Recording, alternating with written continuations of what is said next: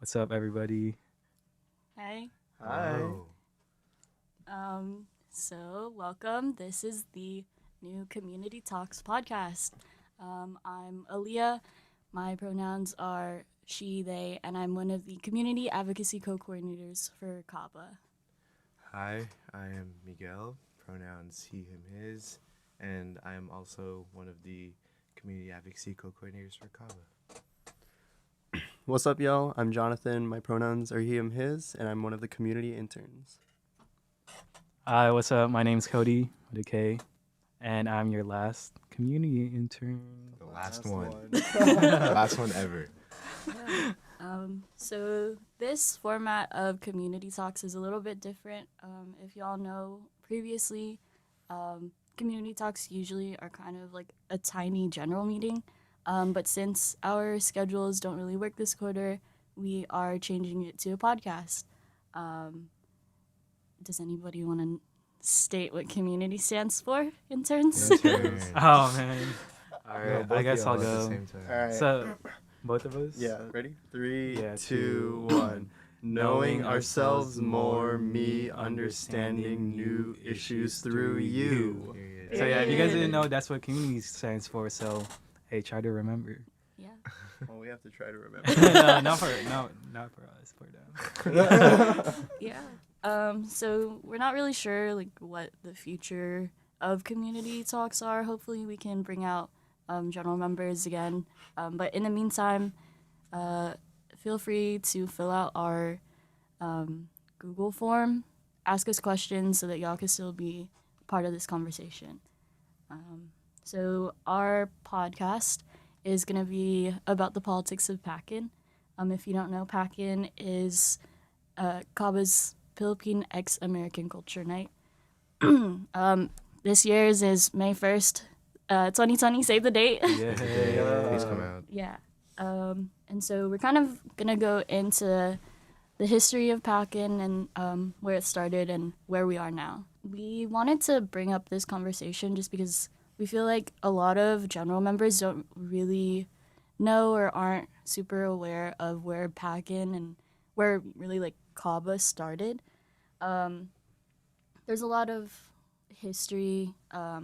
If you don't know this kind of where Filipinx student organizations started were in the 70s and 80s, and as early as I believe the mid 60s. It started with, I believe, somebody correct me on this, but I think SF State is one of the oldest Filipinx student organizations, and with those efforts and other like Asian American student orgs and other like ethnic groups in college started the Third World Liberation Front, which brought about ethnic studies at colleges and universities. So that's kind of where the need for PACN or for KABA came from. All these student orgs were kind of brought about to continue the efforts in getting ethnic studies on college campuses. In addition to like student organizations or just students wanting more ethnic studies on campus, something else that was brought about was the Far West Convention, among other like Filipinx student run or Filipinx like activist organizations. These conventions brought about these conventions were like a way for all Filipinx students like on the West Coast to come together and kind of talk about issues, different political issues. And the Far West Convention, in combination with the Bayanihan Dance Group, was kind of what started the first few PCNs. And so, Wait, so did you? How did the first PCN how was it structured and how did it look like for the first time? Like since that was the first PCN. I don't know exactly which one was the first, like PCN, but at least at UCI. The first one Oh, was 1979, and okay. it was more so, to my understanding, it was more like just a choir, Mm-hmm. and it was like really small scale. It was like 10 people out in the middle of Mesa Court, that little courtyard, like where the like yeah, where the Yeah. grassy area of Mesa Court is. I think last year's alumni panel, we had the first, I don't know what I forget her name, but she was at alumni panel last year, and she kind of talked about how she was part of the first PCN here at UCI. And it was really small. It was just a choir.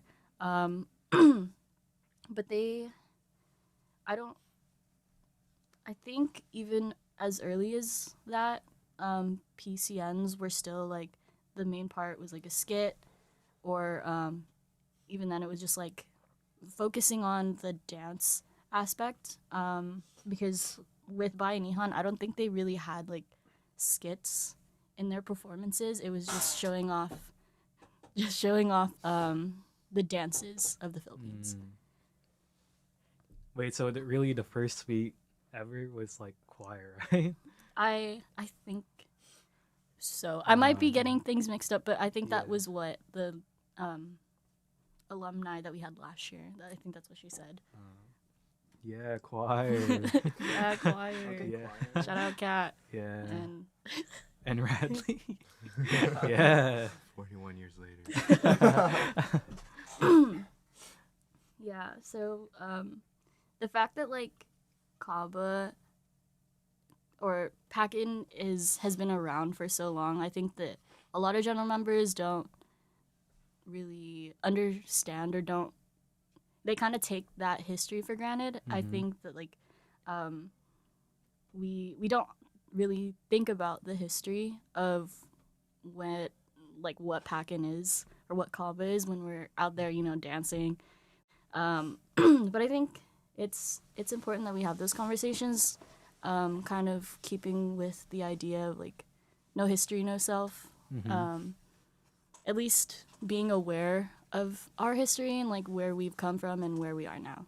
Considering like the historical context of like Kaba and PACN, I think the question at least that we posed last year with PACN board, was like, where or to what extent do we value presentation and exposure of the Filipinx culture over authenticity? So we had, I personally didn't go to Summit, SE Pasta Summit last year, but I know that they had a workshop that talked about Bai Nihon Dance Company and their like effect on PCN and PACN today. The fact that like their dances aren't like, they're very theatricized, and they are put on for the sake of performance rather than like cultural accuracy. So where the question now is like, what are we striving for cultural accuracy, or are we striving to like tell our stories and fight for something, I guess. Yeah. Considering the historical context of like PACN and Kaba and like really Filipinx student organizations, like to what extent do we value presentation and exposure of Filipinx culture over authenticity? So like, when did we stray from PACN like being a result of political activism and political movements to being more focused on like the presentation? I think that we kind of, there's like a disconnect between the two, and not that the goal of this like community talk is to link the two, but just kind of open up that conversation. So yeah, I was thinking, I wasn't really sure, but what exactly was the political movement that kind of sparked PACN and that kind of made it to what it is? Like, in the past. So you mentioned there was the earlier the mono generation, and currently when the first PCNs like started, didn't you say in the Philippines just the martial law was occurring under like was it Marcos, Mm-hmm. under Marcos's presidency, and that actually I think there's a connection, but I wasn't exactly sure what it was. Yeah. Did you? So like, kind of the history of really like the Filipinx and like American like relationship started in World War II, or like that's where like the major part of the relationship is rooted in. So if you like, if y'all, I don't know if y'all have ever been to JFAB, but it's kind of like one of the major things that we do, and like just in terms of educating folks on where the connection is between the U.S. and the Philippines, and so that was kind of where the major like wave, one of the major waves of immigration for Filipinos or Filipinx American or Filipinx like came from.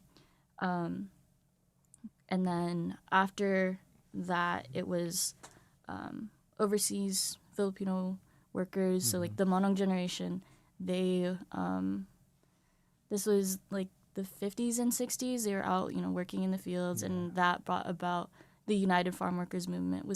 That was like kind of one of the first waves of political activism for Filipinos, Filipinx, and then basically like the children of that generation, in addition to like immigrants themselves going to university in the 70s, they were fighting for the rights of the people before them, so the Monong generation, that era, and then also for themselves and for ethnic studies. A lot of Filipinos or Filipinx at the time were kind of, they didn't feel included in the Asian American civil rights movement, because that movement was focused, the media tended to pick up more on Chinese Americans and Japanese Americans, because that history is a lot more, it's a lot more well known in terms of like American history, rather than the U.S. and the Philippines. So that's kind of where a lot of like the Filipino student orgs started, was because they didn't feel like their voices were being heard, so they created their own spaces to share their opinions and like talk about the Filipinx American identity. So basically, the Monong generation's like children is basically like they're kind of the base of the current like Filipinx organizations, because it's like that, right? Kind of. Because they were looking for representation, and that's where they found it in the Filipinx organization. I know the farmers like generation, and their children, they kind of felt like, again, you said excluded, right? And I guess it is like that's one way of them representing themselves, just like, and I believe that's just how like PACN comes out, or just based on the generation as well. Like that's how it comes out. Yeah, I think I might be like mixing up my history. So like the Monong, not exactly the Monongs themselves, because the Monongs, they like, or at least to my understanding, the Monongs didn't actually have children. So it's like that, okay. like just that specific era of that wave of Filipinx immigrants and those kids, because I don't think the Monongs, well, not a lot of them like had kids. They were just like, yeah, but yeah. So that's kind of like where the history is rooted, like the reason why we have KABA, or why KABA exists and why PACN exists now. But then again, it's like that whole movement in combination with Bainihan Mm-hmm. Dance Company, or those like conventions in combination with the theater aspect is what made PCN's what it is now. And so kind of the overall message is that like PACN is rooted in political activism and political or like the idea of cultural awakening of like the Asian American civil rights movement, and now it's we don't exactly see it the same. Mm-hmm. The focus that we have, at least, are issues with like the idea that PACN is political. It's now, Like more presentational. yeah, like Mhm. why or what really is culturally accurate. Yeah. What about PACN is culturally accurate, and how does that impact the Filipinx or the Filipinx American identity? I think, um, considering like what we talked about when discussing like Bayanihan and like kind of like the roots of PCNs and PACNs, we tend to kind of associate, or at least when we think about history, some tend to associate um, cultural accuracy to the Bayanihan, but um, like one of the points that was brought up earlier is just like Bainihan was more intended to be more of a presentational method of presenting the uh, Filipinx culture. Uh, Yet like we still kind of look up to them, like the origins of Pakin as like an extension of Bainihan. So it kind of brings up the question like if we do kind of associate like the origins of PCNs with political movements, how is like Bayanihan kind of like fit into that like fit into that origin if they were never really like if some people never really saw them as culturally Yeah. accurate in the first place, you know? Because it's like there's like an important distinction with that, especially if we're kind of considering like, you know, what exactly is like the politics, or like how exactly did the politics, like to what extent did they actually influence. And as like we spoke with Xavier Hernandez. He was a former what was called back then Muslim coordinator, which was then changed to Moro. However, that was a derogatory term, and recently last year actually it was changed to Mindanao.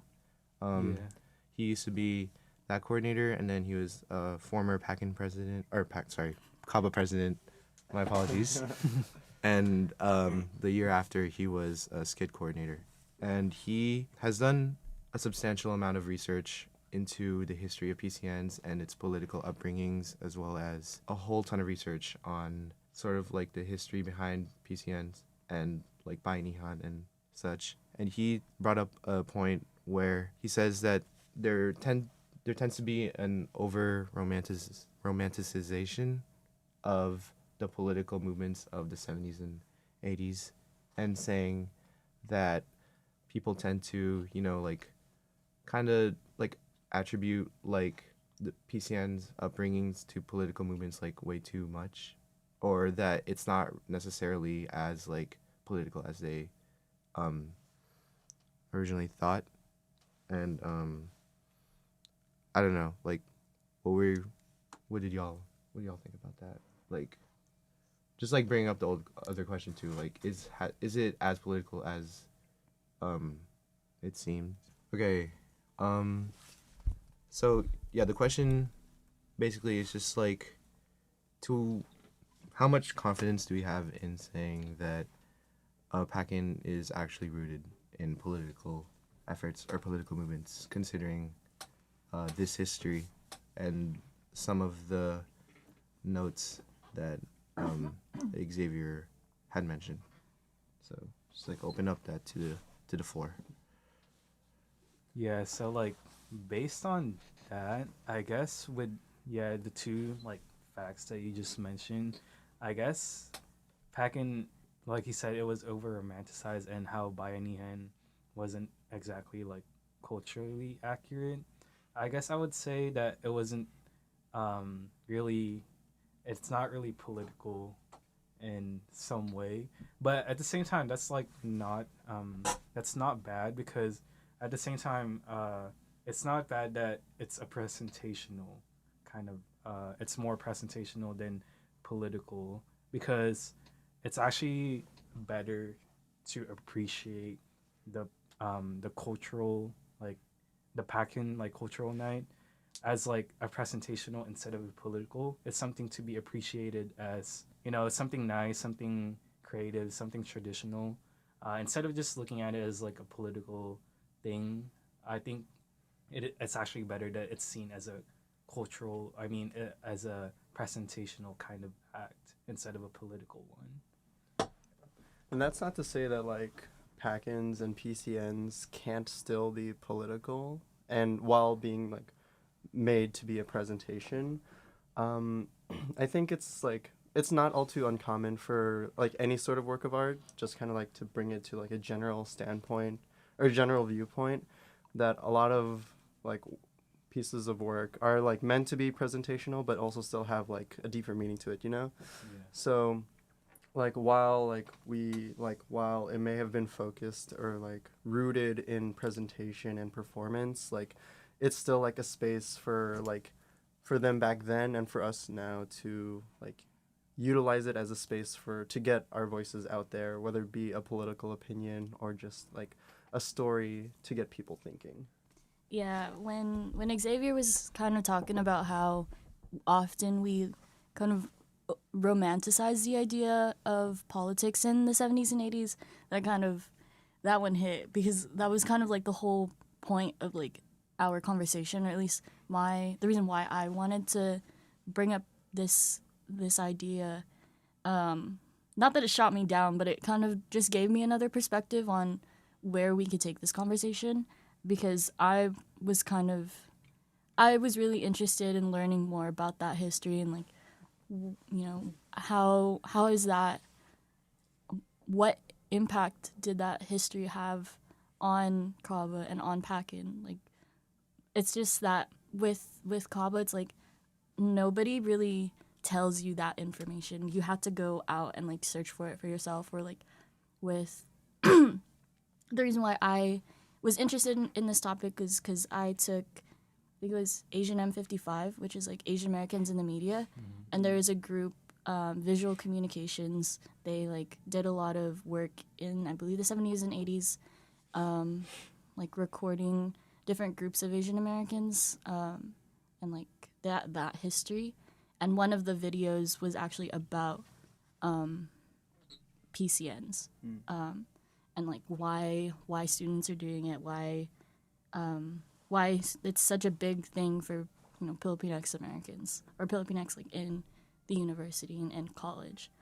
And so when Xavier was talking about how like, oh, we over romanticize that idea that PACN was used to be political and now it's not, it kind of just opened up the idea, like you said, it's both like something to be, it's an art form and it can be political. Something that Xavier also mentioned was that like politics means something different to everybody, you know. Like anything can be political. It's just up to, you know, folks to really define what politics means for themselves. So even though like we're not actively thinking of PACN, and I was like, we're not actively thinking of PACN as like political, it still can be within like the individual, which in turn, you know, makes it a political thing. And on the other note, you know, by Nihon, it's like folks still to this day are like really, there's two sides to like, there's two sides to Bai Nihon, or just like people who are on both sides. Like one side is like really still appreciative of Bai Nihon and like still takes from that idea and or their, you know, their history, and is really appreciative of what they've done to bring Filipinx culture to the Western stage.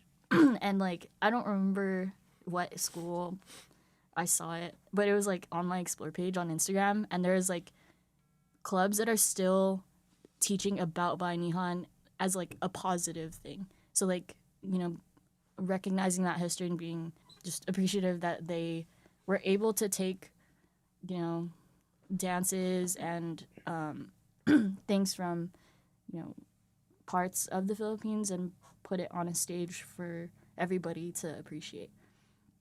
And then with Summit last year, you know, people were, at least to my understanding, it was a very critical review of Bayanihan and how the dangers of it, how it's the difference between putting on a good performance and putting on a culturally accurate one. Yes, we should be, you know, thankful that there was an effort back then to make light of, you know, the Filipinx culture and the history.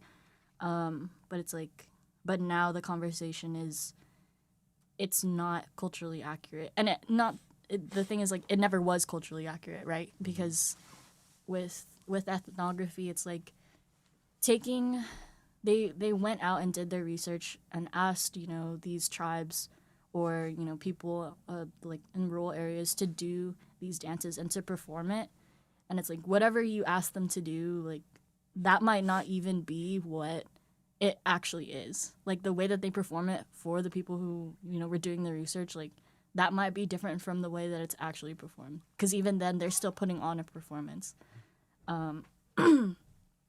So Yeah, like I agree. Honestly, even though we kind of say that like it's not really culturally accurate. I kind of like how how PACN has like transformed like up to now. It's actually even though, you know, it's kind of like, I guess, culturally inaccurate. Um, I see how much, or I talk to a lot of like Filipinx people like in Kava, and I realize how much people are disconnected to their culture. And I feel like even though, you know, PACN is kind of like its history wasn't exactly like culturally accurate, it still does a good job on, I guess, bringing back or bringing focus again to like the cultural and traditions of the Philippines. Because even though the performances themselves, um, I guess you can say not accurate, like people, our coordinators, like packing coordinators, even the dancers, they're still aware or they do research of the origins of the dances. So even like being informed about that is already better than being culturally disconnected to the dances, what it means, what it's supposed to be, and at the same time, just the dances, since it's like more presentational, it's still like fun. It still feels like you're part of your culture, and that's really what matters. Instead of like it just being like you're basing it on like historical like accuracy. But that's why I was saying like it really is a good like I really like where PACN is heading. It's just, you know, everyone. It's good for everyone that's involved. It's good for everyone that watches, and again, it just like sparks the cultural side of every like Filipino, and it just shows like everyone's still like active on reviving their like cultural side. So that's good. I like that. I think I agree. I think in some aspect, uh, when there are culture nights being like performed, I think inherently to some extent it's going to be inaccurate. Like, I feel um like some people might like have the opinion that like these dances aren't performed to like in like the most accurate way that they can, but there's only so much that we can do as like part of like the Filipinx diaspora. We are like, although this point was actually also brought up by Xavier, but um, even though uh, we as students in a California campus have a lot of resources, since a lot of Filipinx immigrants move mainly to the West Coast. Therefore, there's a lot more like resources being allocated here that kind of provide more information about like the culture. It's also important to consider like how it's also being translated into schools or like other organizations in the East Coast or let's say in like Europe or other parts of the world. Like um, it's important to bring up um, the distinction that like there's always going to be it's just like it always depends on like what resources are being like made to provide the most accurate performance that you can bring. And I think that, you know, like what Aaliyah mentioned earlier, when considering like ethnography and like the research going behind like your like the performance that you take in as part of your research might not be like the ones that are actually like the dances that they do. It could just very well might be like the just like a performance that just like suits, you know, like what the audience is, in this case like researchers, like Western researchers. So yeah, I feel like for what we have as college students, we are doing the best that we can with the resources that we have.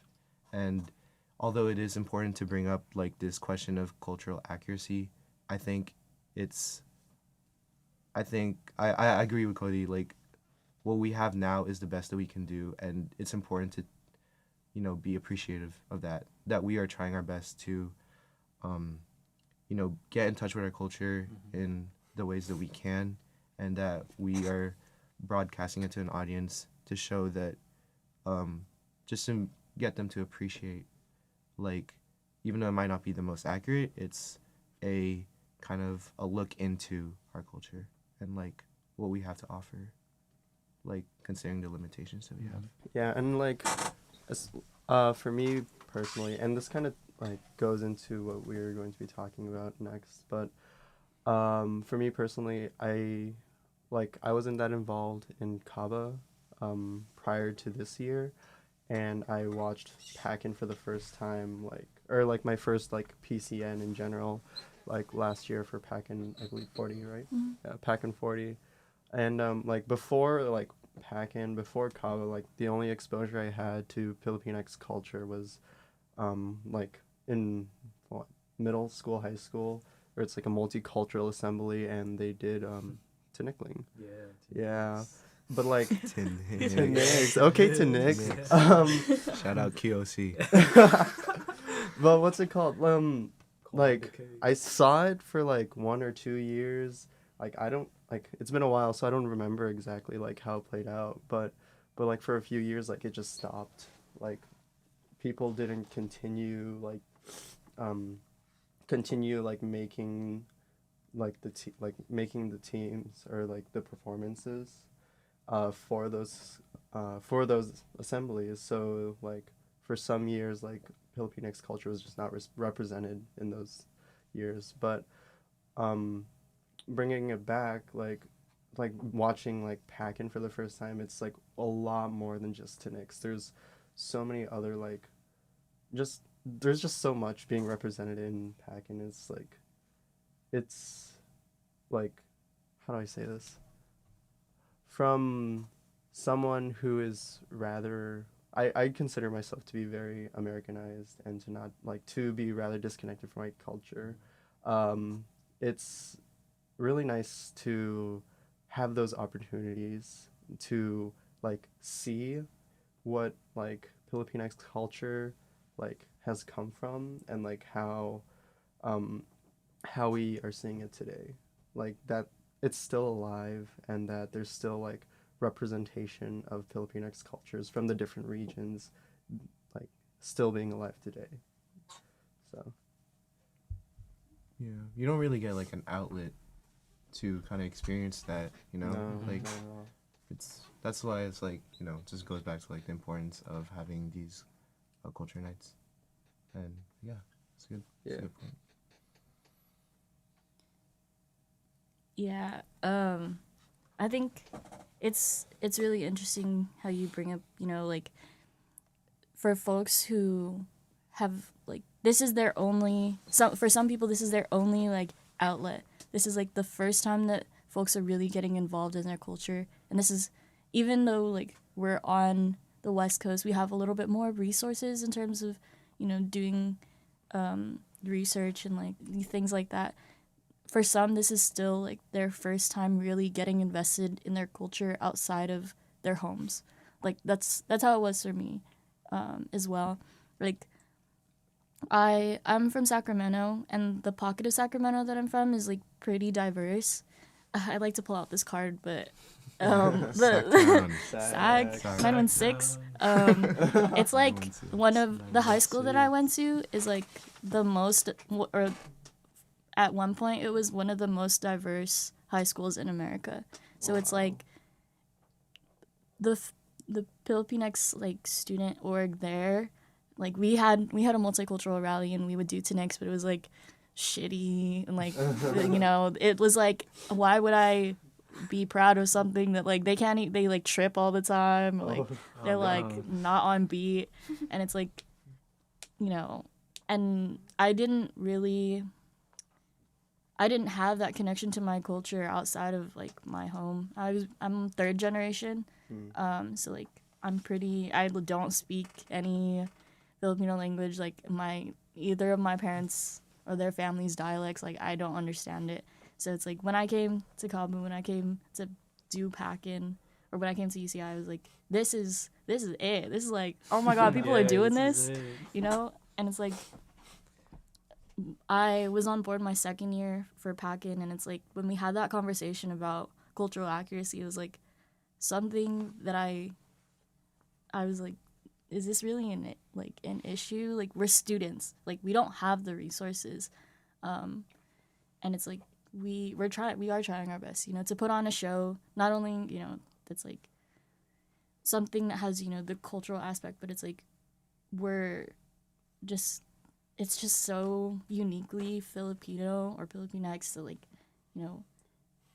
I don't know. It's just, this is such a unique experience, and I feel like sometimes we're a little too hard on ourselves. I think that's where I'm trying to get at. That like we're very like we're trying to be super accurate and act like we have all these resources when we don't. Obviously, like, yes, we should be striving for cultural accuracy and trying to prevent, cultural appropriation of our own culture. But it's like I don't know. For me, it's like at some point in the past year, it was like taking over what my idea of PACN was. When originally it's just, I just want to perform my culture and like show everybody, what I'm passionate about, and like that this culture is more than just Tinix. And it's more than just Maria Clara dances and like stuff like that. So yeah, I guess we can just say we all agree that like PACN really is like, even though as we like kind of concurred from like the history of it, it's not really culturally accurate. It still does its job in the cultural side of people. It still kind of sparks up like the cultural side of people. So I feel like that's enough, honestly. That really is the main purpose of it, I believe, and I think that's like not bad. So I think that's just like fine. Yeah, and like again, we don't want the conversation to just be us four. Sure, it's just us recording this podcast, but we'd still love to hear everyone's like opinions on this and takes on what they interpret it to be like, or what they like expect from PACN. So like, we'll have some way to get feedback. Get everyone involved. Yeah, but leave a comment leave a in the comment. comment section. Subscribe, like and subscribe. Hit that like button. Hit that bell for notifications. Yeah. But yeah, like it's like we like all four of us like agree, like we have a tendency to be hard on ourselves in striving for accuracy, but maybe some of y'all don't see it that way, and that's perfectly chill too. Like, we want to know like where y'all are coming from on this, so that we can maintain like the community part of a community talk. Community. Yeah, community. Yeah. Let's see. On that note, I guess we have like a couple more questions to discuss. One of them being, how do y'all feel about modern Tinics? We got two people on Tinics Okay, out here. Tinics. Okay, Alright, Tinics. wait, who's into Nick? Oh, I don't know. We love Nickling. Okay, Miguel. But yeah, so like when we think about like modern Tinics, we're thinking if y'all have ever seen that video of there were like, I guess I don't know if it was like a debut or a cotillion or whatever. Yeah. But these high school students were dancing to Tinics to Saweetie. Yeah. Or I think you mentioned. Yeah, I also had a similar case. It was in my club for FASA in high school, which is Filipinx American Students Association. We had a traditional dance, but again, like modern Tinics, they dance to a Michael Jackson song, even though like a Michael Jackson song is kind of old, but it's still like a modernized or a different type of Tinics. So we're just saying that like to define a modernized like Tinics, it's just like it's not the traditional clapping, I guess, or some of it is traditional clapping, but some of it is not, and it's also the music is different. It's also like it's either pop music or just like something with a nice beat to clap with. So yeah, basically that's like the modern Tunic. So what do you guys think? Okay. So when discussing tinikling being applied to like the modern or like modern music, I see the argument of why it should like be a thing. I guess it goes along with that kind of idea of presentation and exposure. It's sort of like, you know, we kind of want people to see and appreciate, you know, tinikling. So let's just do it in a way that kind of appeals to them, and you know, maybe it can get some attention going, and like, you know, maybe it can like spread. People will see, like, will be exposed to our culture. Yeah. But I think that when you do, I feel like there's like a right way and wrong way to do it. I feel like the wrong way is to just completely, you know, create like a new set of dance moves going off on different beats and kind of, you know, ignoring what tinikling, or like the roots of tinikling, is. I saw this article by the Filipino Intercollegiate Networking Dialogue, or FIND, and it was discussing this question actually, and I just want to like kind of address what tinikling actually refers to, and this article has like a good passage of it, so I'm gonna just read it real quick. But tinikling directly translates into tickling like, referring to the certain species of tickling birds. Back in the rice fields of the Philippines, farmers used to set bamboo traps to catch these birds who were always a nuisance to the growth of the crops. However, the birds were swift, running over and avoiding the snaps of the traps.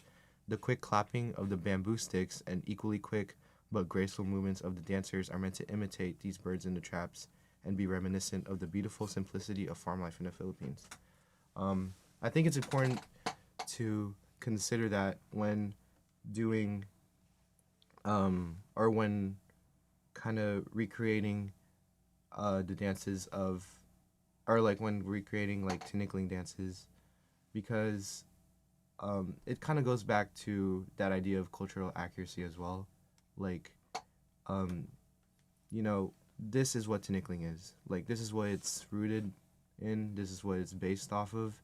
And when you're kind of like mixing in modern music like Saweetie, I think that they're not doing it in the way that's kind of in remembrance or in inspiration of like the original like meaning behind tinikling. I think that like I'm not hating on it. Like, I do find like entertainment with like watching them. Like I think it's really cool and interesting to kind of, you know, um create your own dance from it. But I just think that I just don't think that it's culturally like appropriate to do so. And like um I like the idea behind it, but I just don't think like it's um you know, it should be that it's done in a way to kind of be like culturally like accurate. Like I feel like there are ways to do that in which it is culturally accurate. But Do you think it should be something? So it sounds like you don't think that it would be something that would ever replace traditional tunics. I don't think it could. Yeah. Like I just think it's like it's one way to do. Yeah. It's one way to kind of expose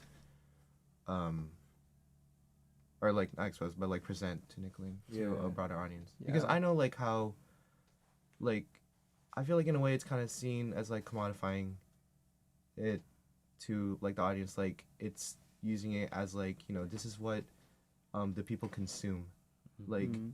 this we're gonna change it up in a way so that it's like modernized and so that people will actually be interested in it. But like to Nyx is already interesting enough as it is. Yeah. You know, like the fact that we have this dance in the first place, the fact that how it was created in the first place is a way to like kind of, you know, kind of honor like the farm life in the Philippines. Yeah. And like the fact that there's already like the history of the dance is already like interesting enough as it is, and I simply don't like I've like personally don't find a need to like kind of apply it to modern music in order to, you know, be more like presentational or more like suitable for this modern audience. I definitely think that there's like a time and place for each like traditional and modern tunics. I I personally don't see modern tunics as them modernizing it for the purpose of making it more popular. I think like it could just simply just be them wanting to just be different, be quirky. Okay. But like I don't know. I think modern tunics, like for me personally at least, I see it as like it's really interesting. It's definitely a very interesting concept, and like just seeing like a few YouTube videos here and there, like the Saweetie video that Leo mentioned, it's like, wow, like you never like if you haven't thought of it, it's like it's really interesting, but I think it's uh, I'd say it's more along the lines of just using that art form as an inspiration to create new dance and to kind of make the dance like make the possibilities in the dance world like more broad, I guess. Like bringing these like those aspects of Filipinx culture into modern dance will just allow will allow like the modern dance, hip hop, urban dance like to grow like a lot. And that's like for any sort of like traditional dance from any culture, where if like modern dance were to take little bits and pieces into it and incorporate it into their own choreography as they see fit, then I I'd say like go for it type of deal. I think there's also I think the question needs to be brought up as well, that like to what extent can we do that and not see it as like cultural appropriation? Yeah. You know, like I feel like it happens a lot that like people kind of take like traditional dance, not just in like the Filipinx culture, but like in any culture, like people will kind of take it and like modernize it and kind of forget like what the original intent or like the original like history behind the thing is. So like I do see your point. Like I do agree that like it kind of brings like a new perspective into like the hip hop dance community or like any dance community, but I just think that when doing so, it should be there should be the discussion on, is this really appropriate? Like, is this really like what this dance is this like how this dance should be embodied, and is it really like, yeah, just like to what extent would it be like cultural appropriation? Yeah, and it's like it's a really like fine line to differentiate it. There's no like, oh, you do this much, but like once you pass this thing, it's like then it's considered cultural appropriation. But like it's really hard to like define Right. those boundaries. Yeah, so for me, I guess we're just talking about like what line or what boundaries that like it might cross, but just from my experience, I feel like the modern techniques is a good like it's a good new interpretation of the dance. Like for example, as I said, like my club did a tinikling dance to a Jackson song, and it was a different like form of clapping. It was something new, but at the same time, that was our first section, or that was the first part of our dance. But after that, modern dance was the traditional tinikling dance. So I guess it's just like the integration of both like modern and traditional. And from my point from that example is like that the modern techniques is like I'm open to that. It's actually really is interesting. Like it's nice. It's something new. But at the same time, what matters is that those dancers that are dancing the modern techniques should not forget the main like definition or the main purpose of the dance. Like if they just like create a new dance like super far from like the tinikling tradition, like that's fine as long as they remember like its origins, like the tradition, and its like meaning to like the Filipinx community. Then as long as they know that like that definition, I think modern techniques is a good interpretation of just traditional techniques. Yeah.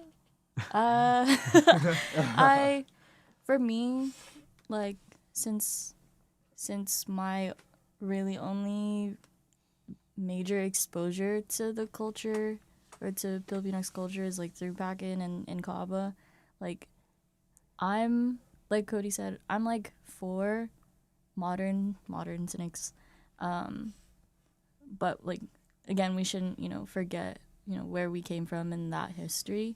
But I think that it's like it just shows the clear distinction between the Filipinx identity and the Filipinx American identity. I think it's something that should continue, but it's like I don't know. It's just I'm really for the idea of Filipinx American like quirks or like things that are specifically Filipinx American, because I think that we often don't really think about that identity. We think of it kind of like, oh, we don't like make those distinctions between things that are Filipinx and things that are Filipinx American. Like PACN is Filipinx American. Like the whole thing is like you aren't gonna find it at this like intensity or this like this big anywhere else. And even then it's like it's so big on the West Coast, and it's been done for so long, and like I don't know. I'm just really for just things that define Filipinx Americans, because when I've never been back or I've never been to the Philippines, but I hear a lot of stories about how like when you're living in America or you've been there for your whole life and you go back, it's like you aren't Filipino, you're American.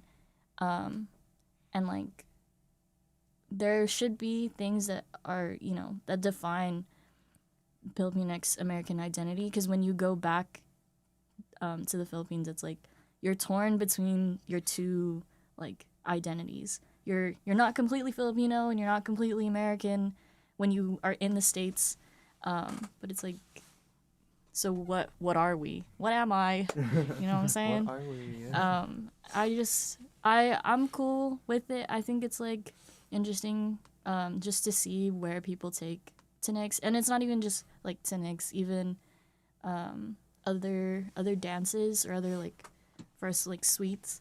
But like we shouldn't forget that history, and it's really about making sure that we're educating folks on, you know, where did we come from and where are we now. Some other, but then again, you go back to like, you know, cultural appropriation, right? I never like before I came to Kaba, before I came to UCI, I never really thought about appropriating my own culture as being like a thing. We don't really talk about that until, you know, unless we're talking about like PACN, because that's kind of where those kind of boundaries can be crossed. And like, I don't know, the idea that like with orgs on the East Coast, they like don't have as many resources as us, like we were talking about, and it's like things like I don't know how to kawayan. It's like chords, but with a drum line type beat thing going on, and it's like that's like they even have a TED talk about it, and it's like yeah, and it's like I haven't watched it. It's just like in the recommended on YouTube, but like, you know, it's popular. It's popular enough to have a TED talk, but it's like is it crossing the lines of, you know, cultural appropriation? Because it's like I don't know, that's the way that Xavier put it, that it's kind of crossing that boundary. But I'm just for Filipinx American identity, because yeah. Because we struggle out here. Yeah, period. Like, I remember growing up and I didn't know whether to call myself Asian or Filipino or American or whatever. Like, I don't know. It was like a joke on occasion between some of my friends. I'd be like, oh, I mentioned something about how I'm Asian, and they're like, you're not Asian, you're Filipino or you're Pacific Islander, and I'm like, ha. But like low key that shit hurted. So it's and it's like brings up like a broader problem with identity with Filipinx Americans struggling to fit in with the Asian community and the American community, because just kind of how a lot of us are brought up. We don't particularly identify within like those two like communities. It's either the Filipinx community or just the American community, just depending on like how like we're raised. So, but that's like a whole other issue that we can get into another time. Yeah. I think this part of the conversation is where I think this is what the politics is now, right? Yeah. It's like, you know, not that our identities are something that is like a commodity, like a political thing, but it kind of, you know, it kind of is. And like the social identity aspect of PACN and not really fitting into either space is something that's still, that I think a lot of us still kind of maybe not struggle with, but it's definitely like in the back of our minds. But that's where PACN is kind of like that outlet. So I guess as a closing, what does PACN really mean to y'all? That's it's kind of a big question, right? Big question. Oh. All right, who's first? Cody. So PACN intern. PACN intern. So personally, what PACN means to me is just, as I mentioned before, just reconnecting myself with my culture. I wasn't necessarily like disconnected, but there's always room for improvement. There's always a lot more to learn that I have not known. Like I kind of know the history of Filipinx people, but at the same time, I also know a lot. I also don't know a lot. So I feel like PACN is just informing. It's really informational about like what kind of dances there are, what kind of traditions there are, and also myself. One of the reasons I joined Kawabayan is it's because of PACN. It's because I was looking for a platform to learn more about my culture and also to dance tinikling because I was always looking to dance for tinikling. Yeah, so but I learned that like even though I was just looking for this exact dance that I realized there was so much more that I can learn. There was so much more I can like improve upon and there was so much more I can like inform myself about. And I feel like PACN is like the perfect platform for anyone, like Filipinx, even not Filipino people. If you're open to learning, then you're welcome to PACN because that is really the purpose. And personally, I love PACN. It shows the PACN magic that every time you perform, it really is there. And once you dance or perform on May 1st, mark your calendars. It will really be something that you appreciate and personally improve your college experience. Wow. Oh, snaps. Okay, Snaps to thanks. that. Jonathan. I'm down. All right. Oh, shit. So, I guess for me, PACN is like a way to get in touch. Yeah, similar to what Cody said, like get in touch with my Filipinx identity. 'Cause growing up, I did have like the typical like Filipinx American upbringing with all the jokes and all the stereotypes of that, but never really learned about the culture and or I don't know if it's I didn't learn about it or like me being young and not being stubborn, I guess like had difficulty learning it, but I see PACN as an opportunity to one learn about the different dances and express like ways of expression in the Filipinx community, and I think that's really cool because like growing up I did music as my like form of art of my creative output, and like in college I kind of switched to dance and being able to like partake in a Filipinx dance, Filipinx performance. It's like it I'm really excited to like have that opportunity to learn. Yeah, it's all for learning and it's all for growth, and I just yeah. I see it, I guess to bring it back, I just see it as a way to finally like reconnect and make those memories within like make those memories of Filipinx culture like within myself. Yeah. You snapping, you Period. snapping. You want me to go? Good answer, good answer. So for me, I think my reason for doing PACN has changed over the past 3 years.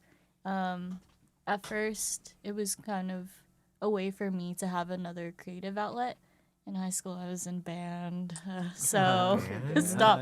I was in band, so like a lot of my like performance outlet was through music.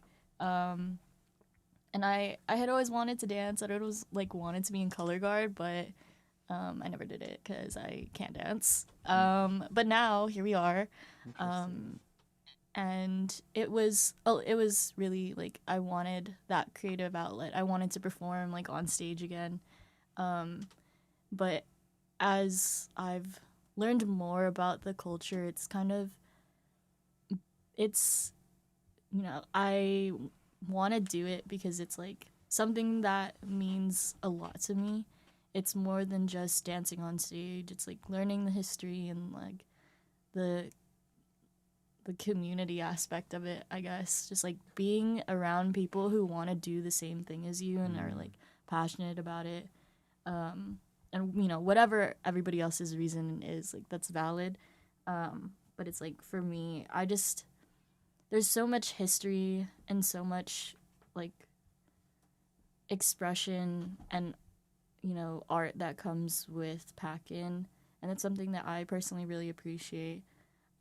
It's taught me a lot, not only about myself, but like with each skit that we put on, it teaches me a little bit more about the culture and history, and like the Filipinx American identity.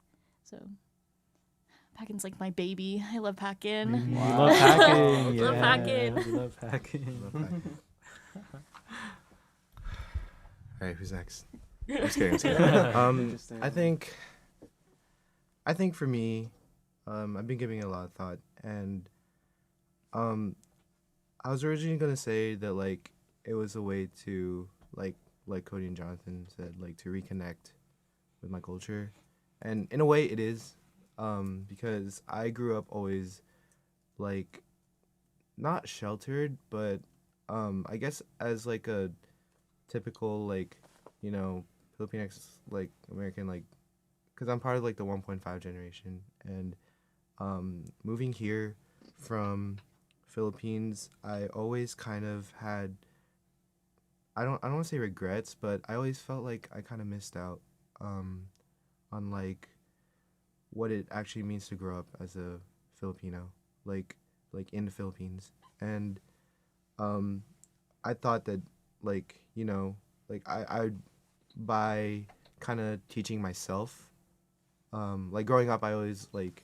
kind of like looked at YouTube videos on like, you know, just like tinikling or like other like rural dances, like not a lot, but it was just a way for me to like kind of see like, you know, where did I grow, what did my like ancestors, you know, do or like grow up with, or like what does my culture entail.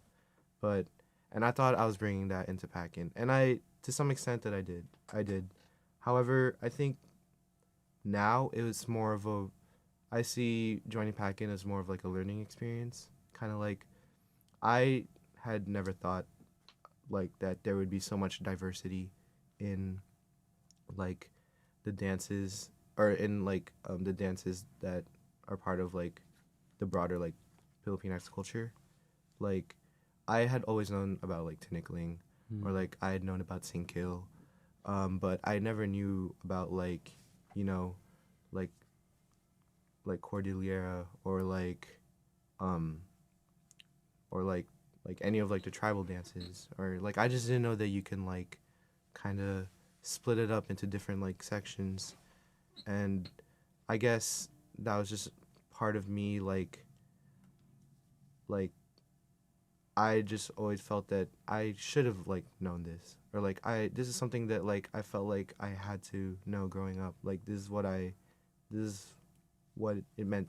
Like it meant a lot to me, like kind of reaching out and like putting myself in a spot where I want to like you know, learn more about like the types of dances, and like what, you know, like how to kind of present the Filipinx culture. And I feel like that's what got me into PACN. It's just like I wanted to learn more about my own culture, not necessarily reconnect, but like kind of broaden my understanding of it. And you know, for a lot of people in Kaba, or in PACN in general, it's just like, you know, it's like the only thing, like they only join Kaba to be in PACN.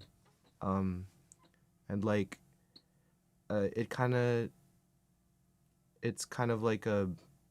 sends a message that like we as college students are kind of essential to this like you know, presentation of the Filipino culture, because to some people like we're all that like some Filipinx people have to kind of remind them of their culture. Like my grandma had seen like videos of me performing in PACN because she wasn't able to attend, but my parents took a video, and she was actually like pretty emotional because she had also taught like she had also taught tinikling and I forgot which other dance, but in when she was young as well, back in the Philippines, and she like kind of forgot about it for a while because like living here in America, she kind of like forgot about like she became more Americanized. Like she wanted to live her life as an American, and it kind of like made her emotional, and like like kind of proud that like that part of our culture is being handed down or like being like it's just like it's not lost. It's being like even though it might not be as accurate as it can be, it's still alive. And there's really like we said this already like a couple times, but there's really no other outlet that puts so much emphasis and puts so much like there's like the intent behind like kind of broadcasting this culture to a broader audience. And I feel like in the end that's everyone's goal, just like to put on a great show, kind of show off how beautiful our culture is. And it makes us happy, it makes everyone else happy, and I feel like that's just like what's important in the end. So Yeah. Thank you, everybody, Snap. for sharing. So that kind of wraps up our podcast. yeah. Yeah, podcast. Let's see. Shout outs. Shout out. Shout outs to Sean and Jeff, PACN Chords. Chords and Hella PACN cute. board. Yeah, PACN Chef board, chef board. board. Chef board. Yes, Yes, Yes, chef. chef. Yes, Chef Boyardee. We'd love to Chef hear all of Boyardee. your opinions on this. If y'all are listening. If y'all made it this far, Yeah, Yeah, thank yeah, you. please, Thank thank you. Thank you. it means a lot. What else? Yeah. If y'all have any comments, please. We mentioned this earlier, but we have a community talk general member forum. It's mostly just to like provide us like questions about stuff that y'all want us to talk about, but it's also like for anything related to community talks or what we talked about today. But other than that, it's also important to kind of have this conversation with other people. If y'all don't want to like tell us, if y'all want to take the effort to like fill out the form or anything, like it's also important to like bring it up with other people. Like start that conversation. Like, why do you do PACN, or why is PACN important to you? Yeah, leave it in the comment section below. This will probably be posted on YouTube, but Yeah. We'll see. yeah, yeah, let us know. I guess any of the questions that we pose, like, feel free to answer them. Let us know your opinions, your thoughts. If y'all are like external orgs, if there are any like external orgs listening to this, shout out to y'all. Let us know like how your PACN, your PCN runs as well. We'd love to know like your thoughts, your opinions, and everything. I Shout out to Dr. Xavier Hernandez. Yes, Yeah. thank you so He much.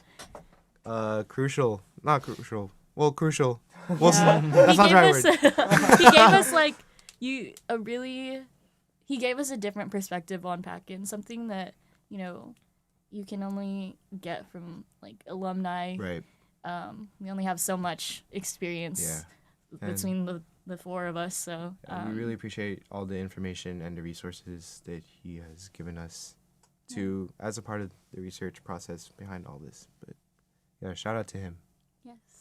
And thank you, Cody, for reserving this in. Yes, Thank you, Jolly KCI. Official. 88.9. 88.9. Tune in Tuesdays 12 to 2. Yeah, Jolly Beats. Jolly Beats. Jolly Beats, baby. Yeah. I think Any other shout outs y'all want to do? Winterns. Hey, shout out to co-intern class if you're listening. I don't know. Caw class, baby. Yeah, Caw caw class. Shout out to our class. Oh, Yeah. y'all winterns. Winterns. Y'all class, Winter. baby. Spring Let's go. turn. Shout out to Spring turn. board. Oh, spring turn apps are Yeah. out. They're out for another week, so fill it out. Shout out to Kaba Board. Yeah. Yeah, Kaba Untitled Core. Board. Untitled. Kaba Board Okay, 1920. board. Okay, Board. board. But yeah, I think we can clap out. Yeah. Yeah. Ready? All right, ready? Isang bagsak. bagsak.